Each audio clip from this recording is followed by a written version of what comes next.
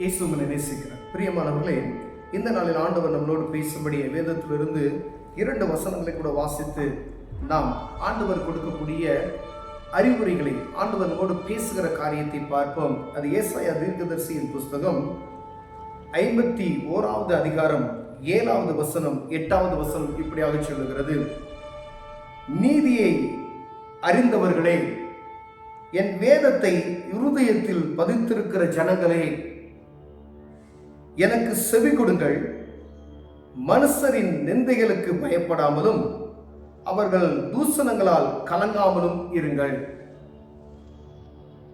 பிரியமானவர்களே, இந்த வசனம் ஆண்டவருடைய பிள்ளைகளுக்கு ஆண்டவர் ஒரு ஆறுதலான ஒரு காரியத்தை சொல்லப்படுகிறது. நீதியை அறிந்தவர்களே, என் வேதத்தை இருதயத்தில் பதித்திருக்கிறேன் ஜனங்களே, எனக்கு செவி கொடுங்கள்.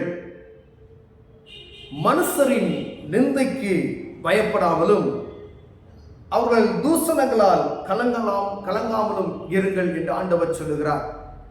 உலக பிரமாண மனுஷன் செய்யப்படுகிற தூஷணங்களுக்கும் அவன் செய்யப்படுகிற நிந்தைகளுக்கும் நீ பயப்படாதே என்று ஆண்டவர் சொல்லுகிறார். அநேக நேரங்களில் ஆவிக்குரிய வாழ்க்கையில் இருக்கிறவர்களுக்கு ஏற்படக்கூடிய மன கஷ்டங்கள், எங்கும் சமாதான குறைச்சல்கள்.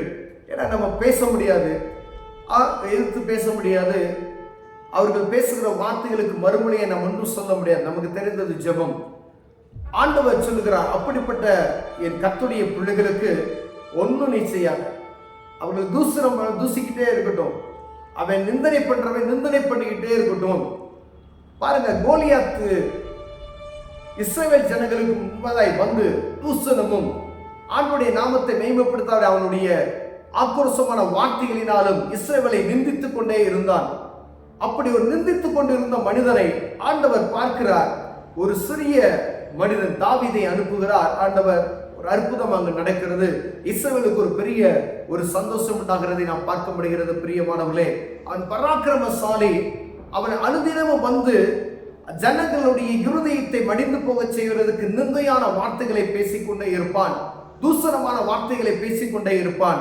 அதே போலதான் ஒவ்வொரு வாழ்க்கையிலும் அநேகருடைய வாழ்க்கையில, ஆண்டவருடைய பிள்ளைகள் வாழ்க்கையில அநேக நிந்திக்கிற காரியங்கள், தூஷணமான காரியங்களை செய்கிற காரியங்களை நாம் பார்க்க முடிகிறது. பிரியமானவர்களே, ஒருவேளை உங்களை நிந்திக்கிறாங்களா, உங்களை தூஷணமாய் நினைக்கிறார்களா, உங்களை பாரப்படுத்தி கொண்டே இருக்கிறார்களா என்றா அமைதலா இருங்க.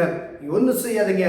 இயேசுவை நோக்கி நீங்கள் பார்க்கும் பொழுது ஆண்டவர் அற்புதங்களை செய்ய வல்லமையுள்ளவராய் இருக்கிறார். பிரியமானவர்களே, பொட்டு பூச்சி அவர்களை வஸ்திரங்களை அரித்து புழு அவர்கள் ஆட்டு மயிரை போல தின்னும்.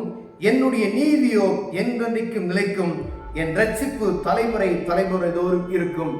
அவருடைய அழிவு எப்படி இருக்குன்னா, பொட்டு பூச்சி வஸ்திரத்தை அரித்து போடுகிறது போல ஆண்டவருடைய வல்லமை அவர்களை அரித்து போடும் என்று ஆண்டவர் சொல்லுகிறார்.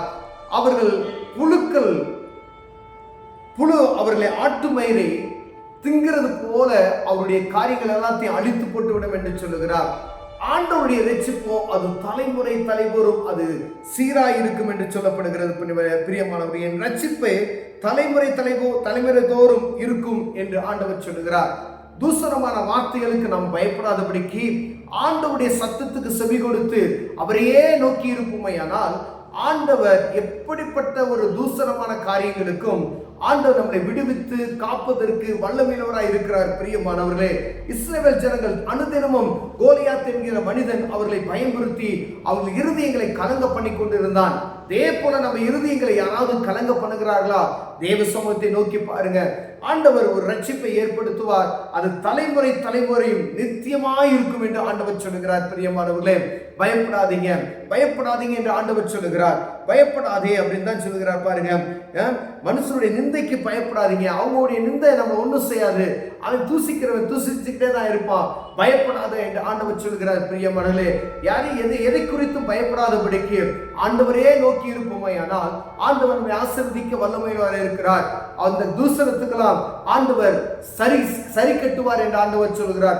பொட்டுப்பூச்சியை போல அவர் வஸ்திரங்களை, ஒரு பொட்டுப்பூச்சி வஸ்திரங்களை எப்படி அரிக்கும் போதோ அதே போல அவர்கள் அரித்து போடும். அதே போல புழு ஆட்டு மயிரை தின்னுகிறது போல அவருடைய காரியங்களை எல்லாம் தின்னு போடும் என்று ஆண்டவர் சொல்லுகிறார். பிரியமானவர்களே, ஏதாவது குறித்து உங்களுக்கு ஒரு பயம் இருக்கிறதா?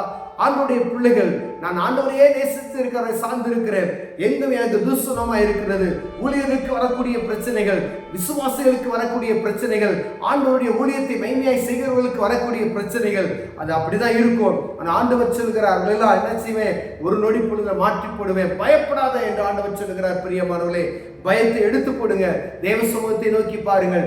ஆண்டவர் நம்மை ஆசீர்வதிக்க வல்லமையுள்ளவராய் இருக்கிறார். அன்பின் தகப்பனே, ஆண்டவரே, எங்க தூசணங்கள் எங்களை பற்றி ஆண்டவரை தூசணமா பேசுறவங்க, நிந்தையாய் ஆண்டவரை நிந்திக்கிறவர்களுக்காக செபிக்கிறையா, அற்புதம் செய்யும் இயேசுவின் நாமத்தில் பிதாவே, ஆமென்.